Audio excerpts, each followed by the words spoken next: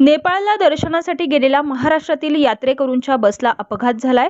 बस नदीत कोसळल्याने 27 जणांचा मृत्यू झालाय तर काही जण जखमी झालेत।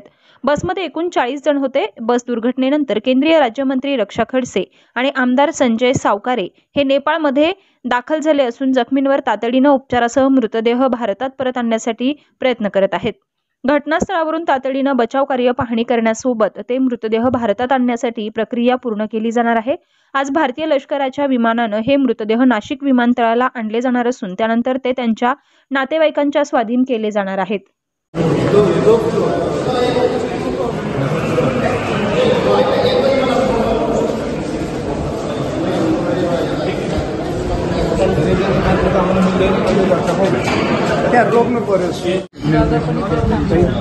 हमें आया था इसे ढूंढता मैं अच्छा इतना मत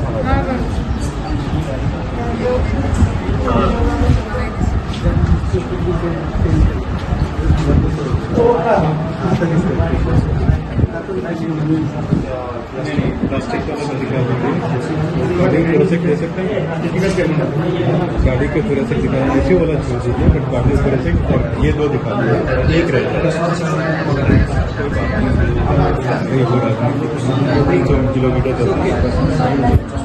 यहाँ पे जितनी बड़ी दे सकते हैं। ऐसी वाला मैं मानता हूँ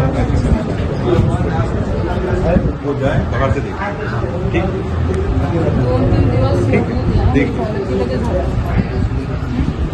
तीनों देखिए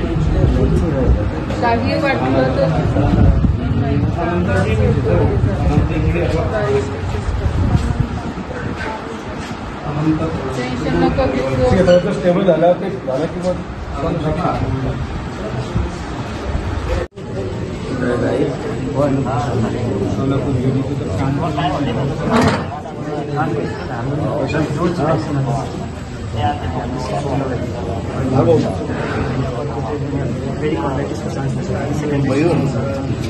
आलाय लक्षात वलय आपल्याला संधी उभे आले काही रोज मग एकूण सगळे टाकले